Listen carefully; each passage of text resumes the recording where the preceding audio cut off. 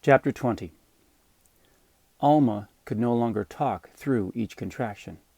She had suspected she would give birth on the new moon, and while it felt good to be right, the birth itself was proving to be even more intense than she anticipated.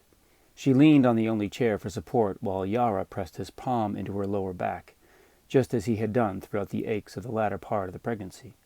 His strong and sure presence was a pillar she could let the waves of labor crash upon. Having him here made the birth easier, but easier didn't mean easy, and Alma was hoping Constance had a few tricks up her sleeve to help. For her part, Constance filled the circular wooden bathtub with hot water from the hearth, periodically testing it with the dip of her finger. A touch hot, she thought.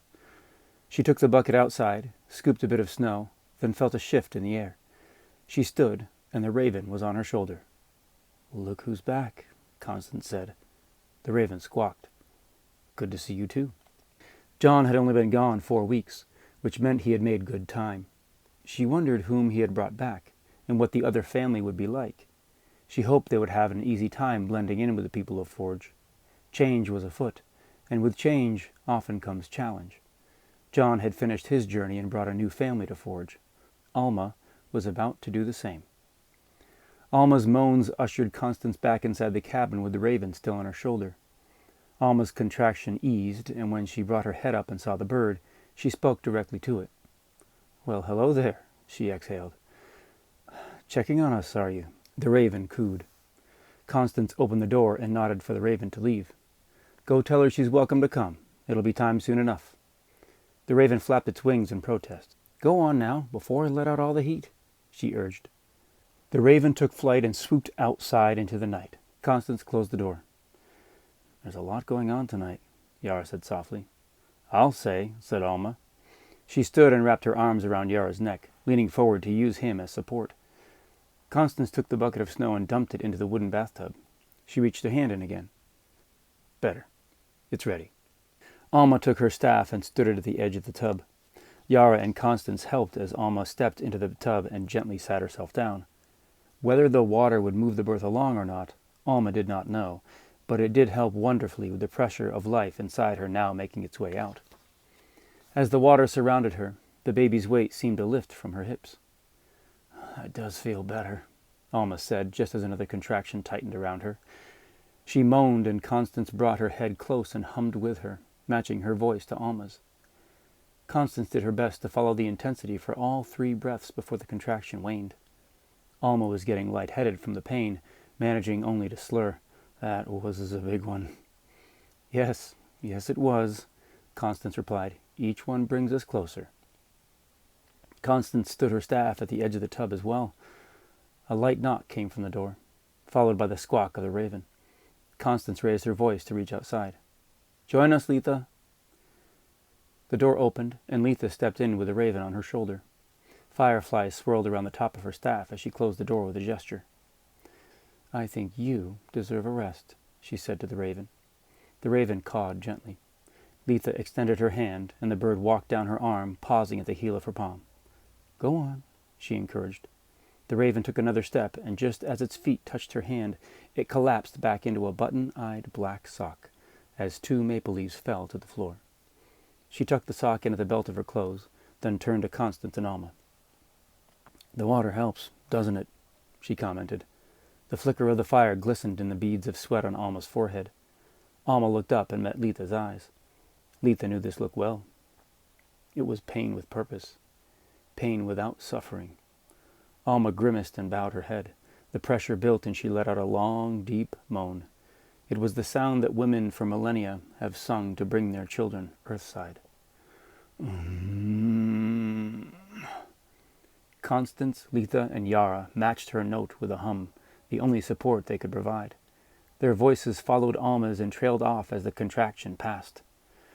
Alma raised her head back up with a soft smile. "Thank you." Constance moved the chair next to the tub and gestured for Letha to settle in. Letha stood her staff upright on its own, completing a triangle with the other staffs, each one glowing with fireflies.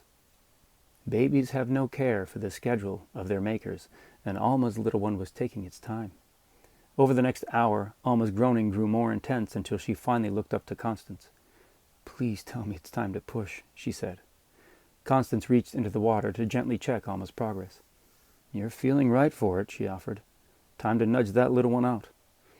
I'd rather give a good shove than a nudge, Alma managed, with a bit of a smile, just as the wave of the next contraction began to swell.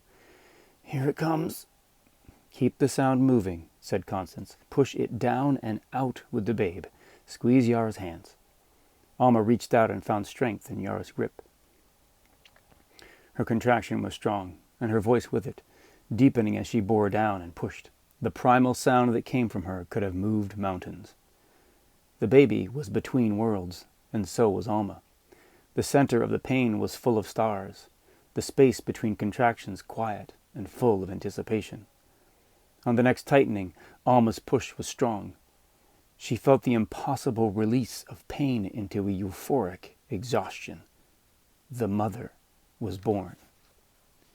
She released Yara's hands and reached down under the surface of the water, pulling the new life up and into her arms. Yara helped to bring the slippery baby to her chest as it let out a marvelous cry. Well now, said Constance, there's a loud one. She shared a smile with Letha as Alma hugged the squirming babe close. Yara's tears were true as he kissed Alma on the head. Alma smiled through her tears. You worked hard, she whispered sweetly. It's so nice to meet you. Letha took in the babe from beside the tub, warmly announcing, For all the world appears a girl. Of course a girl, said Alma. I drank so much dandelion root I thought I'd give birth to a flower. Constance and Letha both joined the gentle laughter. Alma brought her head down and touched her lips to the wet wisps of hair on the newborn's head. The cabin went quiet for a spell as all three marveled at the ordinary miracle that just occurred. It was a moment of sacred silence, broken only by the gentle cooing of the newborn and the crackling of the fire. It's to be done now, then? Asked Yara. Before the cord stops, replied Letha. Alma nodded. Her mind was made up. The ancestors thank you, all, Letha added. I should warn you, she may be a handful. She'd take after me, then, grinned Yara. Destined for greatness, Letha added. The baby cooed as if to agree. Do you consent to the blade? Letha asked. Yara and Alma looked at the baby, then to each other. We do. Letha produced a wide blade. Etchings and engravings continued all the way to its tip. She brought her hand high as the fire caught the glint of a sharp edge. She proclaimed, A bridge through pain, a destiny gained. She brought the knife down and sliced the umbilical cord half through. By mother and child, by blade and hand, entwine our souls, our blood demands. Raising the knife again, this time Letha brought it down across her own palm. Blood immediately sprang forth. She reached for the cord with her sliced hand and held it firm. Two bloods combined, through cord does pass. A life continues, a spirit is cast. As the cord pulsed its final moments of connection between mother and child, Letha's blood shimmered as it laced its marvels into the baby. The new baby opened its eyes wide and turned its tiny head toward Letha. They stared at each other. Letha gave a great exhale of a breath, just as the new babe took a breath in. The path I am on, I now pass on. Letha's words seemed final. The wee babe closed its eyes just as Letha did the same. Letha's hand relaxed. The cord, now empty and still, dropped from her grip and fell into the tub. Both were asleep. The rest is coming, Alda said to Constance. She wiggled, winced, and gave another push. Ah, that's much easier. Hey, there's no bones, said Constance as she gently tugged the cord, bringing the placenta to the surface and scooping it out of the water. She took the knife from Letha's sleepy hand and sliced a tiny bit from the edge. She put it to Alma's lips. To stop the bleeding. Alma made a face, but still took the small piece into her mouth and chewed quickly a few times before swallowing. Constance sliced the umbilical cord clean through, then tied a knot close to the baby. She hoisted the cord and placenta together out of the tub and laid both on the dirt floor. She pulled Letha's staff from the ground and pressed it into the placenta. Roots grew around the placenta while the cord rose and fused itself up and around the staff. The fireflies at the top changed from amber to emerald, while the large maple leaf on the staff faded to a deep, deep orange. From above and below the faded leaf, 2 new small Kelly-green buds sprouted. Constance carefully plucked one of the new tiny buds and brought it to Alma's lips. Alma took it in and chewed it gently before edging the green mash onto her own fingertip. She placed her fingertip into the sleeping baby's mouth and let it suckle the green paste as she recited, "As you are fed, a destiny is wed." The words came easily. The baby stirred and let out a great cry as the remaining bud on the staff grew and began to stretch into a full leaf. The baby cried again, and the bud on the staff matched the sound, growing even more. With each cry, the color faded from Letha's orange leaf. The baby yawned and closed its eyes. Silence returned to the cabin. "That went well, I'd say," Constance whispered to Alma. "I think I've turned into a raisin in this water," Alma replied with a bit of a snark. "Help me up." Yara extended a hand to help. Alma stood on shaky legs as Constance brought a warmed blanket from beside the fire. Yara kept a hand on Alma as she and Constance wrapped the baby and let Alma step out of the tub. She dried herself and carefully shifted to the bed and settled in. Yara offered water and a bit of food before Constance brought the baby back to the new mother. Constance found another blanket and gently tucked it in around Letha in the chair. Letha stirred and spoke softly. "John's back. He's in the barn getting settled," Letha quietly reported. "The barn?" Constance replied. "Well then, looks like my night isn't over yet. You rest here. I'll go and be sure everything's all right." Letha smiled as she closed her eyes again. "Thank you, love." "Of course," Constance whispered before turning back to Alma. "She said John's back and he's at the barn. Is there anything else you'll be needing before I leave you to get your rest?" "I think we're fine," Alma answered. "Should you need anything, just tap. I'll be up a while from the excitement of the evening. You did well." "Thank you," Alma said genuinely. Constance wrapped her cloak around herself and tapped her staff to the ground, bringing fireflies from the walls of the cabin to swirl at its top. She gave Alma another smile and bow before heading out into the night.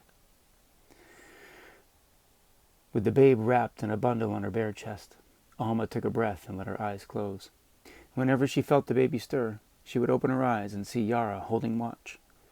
Before long, Alma and the baby drifted into a deep and timeless sleep, quite worn from the everyday miracle of birth.